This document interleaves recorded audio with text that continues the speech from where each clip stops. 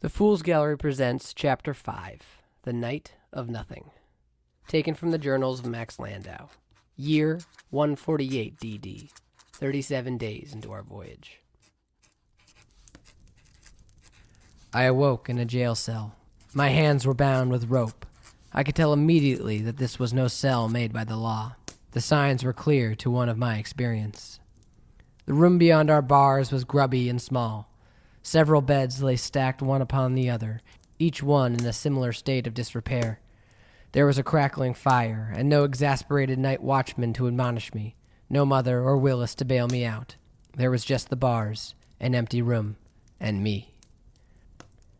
A soaking sob reminded me that I was not alone. I turned to find Willis hunched in the corner, his face puffy and red. He clutched to himself as a child would a mother, and shook enough to worry me that he would have a fit. But he was not angry with me. That was something. It seemed I had once again placed us in an easily avoidable situation, only this time it did not seem like we would be getting out of this one. Common criminals didn't put you in cages for your health. They put you in cages to sell you or to play with you. I can't say which I would prefer. "We're going to die here, aren't we?" Willis asked, his voice shaking.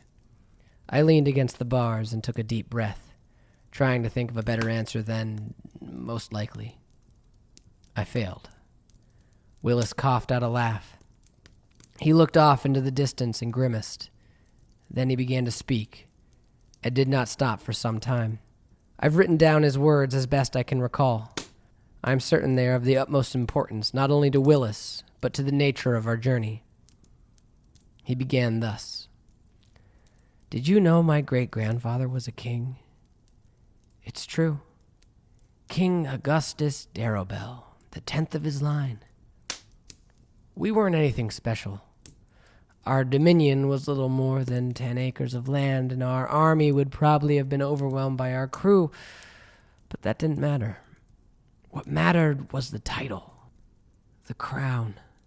As long as no one argues, when you crown yourself king, then poof, look, there you are, a king. We lost it all, of course, poked the wrong family, had it all burned. My grandfather was forced to leave our ancestral home and become a merchant. It was quite a shame on the family, but the only way to make money. And what's a kingdom without money? We never got that crown back, but we never forgot it. My father especially.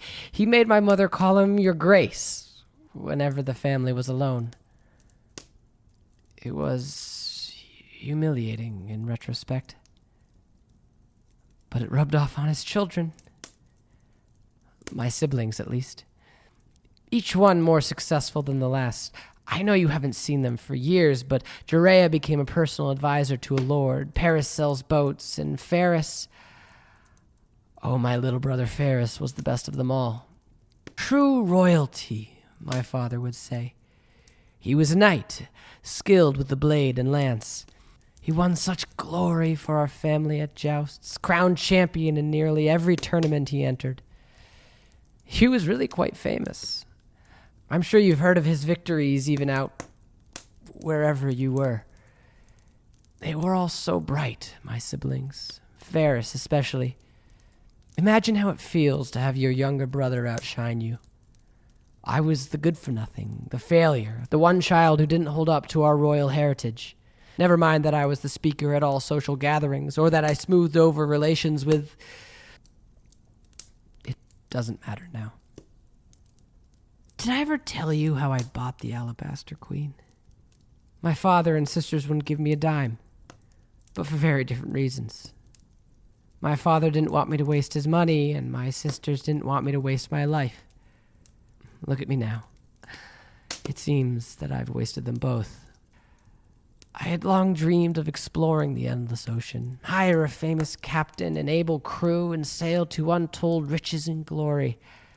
But I needed money, so I hatched a plan. Don't laugh. Yes, I hatched a plan. I thought I was so clever. I shouldn't have been surprised when it all came crashing down. I should have called you. You were always the one for schemes. But I was proud, Max. I was so proud. This thing I would do on my own. This thing would prove me a man to my father, my siblings, and I suppose it did the opposite. I had some money. Enough that if I bet on a sure thing, I was sure to win enough for a ship. And so when the next tournament came around, I put my plan into motion. My brother Ferris entered on a near-perfect record. He was the favorite by far. No one would bet against him. He made his way through the lists with blade and lance easily, no one ever giving him much of a challenge. He was sublime, golden. Never have I seen anyone fight quite like it. I was somewhat jealous, I must admit. No one could stand in front of him, and he won the joust that morning and was scheduled for the final duel that night. His opponent was this little-known knight named Harold Vestamir. The poor man had scraped his way to the final, taking such a beating along the way that his armor was more dented than whole. In fact, the only odd thing about the man, besides being a relative unknown, was that he hadn't collapsed from the beating he had taken. Each fight was a narrow thing, but Harold always proved the victor. But now he was to fight my brother, and no one would bet on him. No one but me. You see, I had one advantage, one that I was sure would net me the biggest winnings and cement my future as one of glory. I had my brother's love. For all my shortcomings, Ferris loved me, idolized me.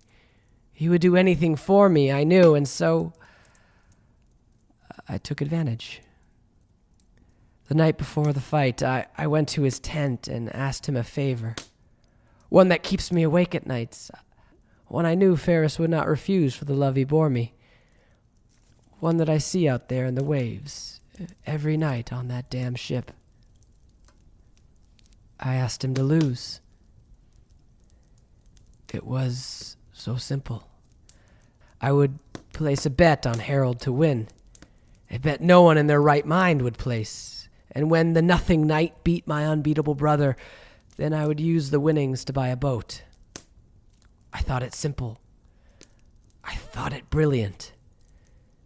And not even the fading light in my brother's eyes could dissuade me.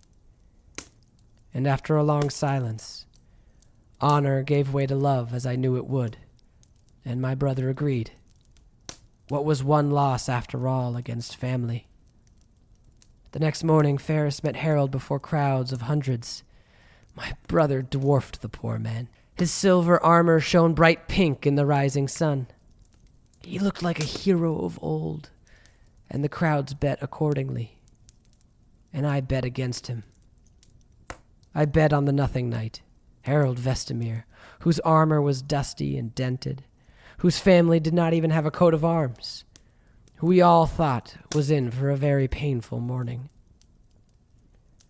The fight started off slow, my brother testing out his new opponent, but not with his customary aggressiveness. But for all of Ferris's hesitancy, Harold's movements appeared sluggish, almost drunk. Many reasoned that his wounds had caught up to him, or he simply had drunk himself to bravery. Unfortunately, it was neither. It started when Harold missed an easy block, and my brother's sword crashed into his helm, knocking the thing clean off, sending the little man to the ground. I groaned. I had not planned for this. Ferris could not throw a fight to a man who could barely stand up. But stand he did, and then we beheld his face. Harold's skull had been caved in. You could see his brain, pus and blood oozing from the wound as if trying to escape from his head. His face was so battered and broken it was hard to look at. His nose bent at a grotesque angle, an eyeball hung by a tendon out of his socket, and there was but one tooth left in his mouth. He was the most horrible man I have ever laid eyes on. But then he screamed, and we all knew what we beheld was no man at all, but an animal. Rabid and cornered. And what does an animal do when it is cornered? Harold, this beast, struck at my brother with such severity it knocked his sword from his shocked hands. Then the beast was upon him, barreling him to the ground, striking him again and again with his blunted blade, screaming all the while. It was a scream of instinct and bloodlust. There was nothing human left in him. He reduced Ferris's gorgeous silver armor to a mangled, bloody wreck. The blade, though not sharp, was made of hard steel, and even the finest armor cannot hold up against such punishment for long. By the time we pulled him off, my brother was dead.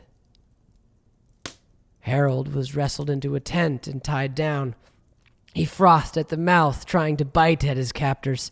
He broke a boy's arm, and though he was struck many times, he did not appear to feel pain. Regardless, he was bound and gagged, taken from the field, leaving me alone with my brother's broken body. I remember removing his helm, but was so disgusted by what lay beneath that I put it back over his face. I cradled his body in my arms, grief rocking me, but always in the back of my mind, a small voice reminded me that I was a rich man, that I could buy a boat and get away from this. Later that night, Harold Vestemir died. No one knows what killed him.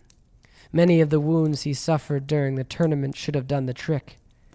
His body was much like his face and resembled the pulp he had reduced Ferris to. When I looked upon him, naked and stripped bare, I saw a monster, a demon, but I could not blame him. It was I who killed my brother. This beast was simply the tool of my ill will. A week later, I left my grieving family to buy a boat, hire a crew and captain. And then I sent a letter to you, my friend. The endless ocean seemed terribly lonely, and I needed someone I could trust. I'm glad you're here now, even if I'm sure you're not. He smiled warmly towards me, and my stomach turned. I thought about telling him then. I truly did, but my mouth did not move. And to my shame, I said nothing. Instead, I told him not to worry. And as I did, the door to the cell banged open, and Caro and Dance entered, with an old man trailing behind them.